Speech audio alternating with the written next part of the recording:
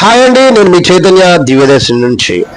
అయితే ఈరోజు మనం ఒక చాలా గొప్ప టాపిక్ ని తెలుసుకోబోతున్నాం. నిజంగానే అమ్మవారికే కాదు అయ్యవారికి కూడా నిజంగా దసరాల్లో ఎంతో గొప్పగా బ్రహ్మోత్సవాలు జరుగుతాయి.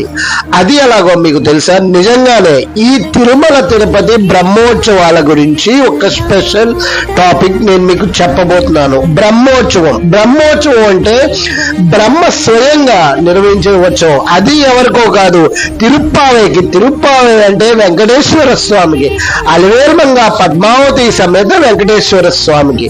స్కంద పురాణం ప్రకారం బ్రహ్మదేవుడు ఈ ఉత్సవాన్ని మొదట స్వయంగా నిర్వహించారు. ఆ తర్వాత ఈ ఉత్సవానికి బ్రహ్మోత్సవం అని పేరు వచ్చింది. ఇది ఓన్లీ దసరా సమయంలోనే జరుగుతుంది.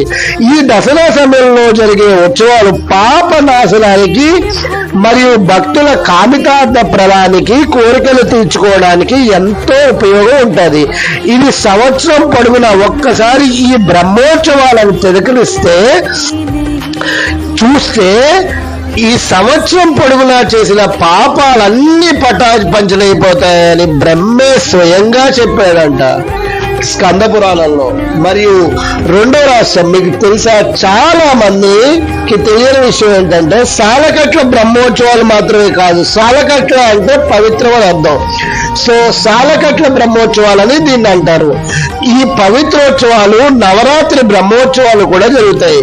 సాలకట్ల బ్రహ్మోత్సవం అంటే ఏంటంటే చలికాలం రాకముందు ప్రతి సంవత్సరం సప్తమి నుంచి 9 రోజులు చేసే బ్రహ్మోత్సవం నవరాత్రి బ్రహ్మోత్సవం.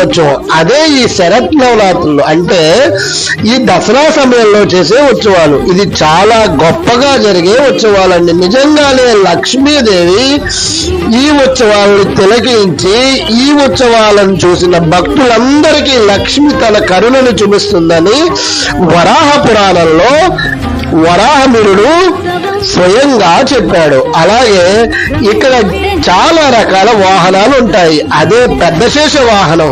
పెద్దశేష అంటే ఆదిశేషుడు. ఆదిశేష వాహనం మీద, అలాగే హంస వాహనం. హంస అంటే జ్ఞానానికి సంకేతం. అలాగే గజవాహనం. గజం అంటే ఏనుగు, శక్తికి సంకేతం, అంటే ధైర్యం గురించి. గరుడ వాహనం అంటే ఇది వాయువుకి సంకేతం, అంటే వాయు దోషాలు కానీ ఏదైనా పాపాలు కానీ, అలాగే మీకు ప్రత్యేకమైన శక్తి, ధైర్యం కానీ ఈ ఉత్సవాల ద్వారా జరుగుతాయి. ఇంకో విషయం తెలుసా, దసరా అసలు స్పెషల్ గా ఎందుకు చేయాలి అంటే, ఇది దసరా అంటే ఈ బ్రహ్మోత్సవాల గురించి ఇంకా చాలా అప్డేట్స్ నేను మీకు చెప్తాను.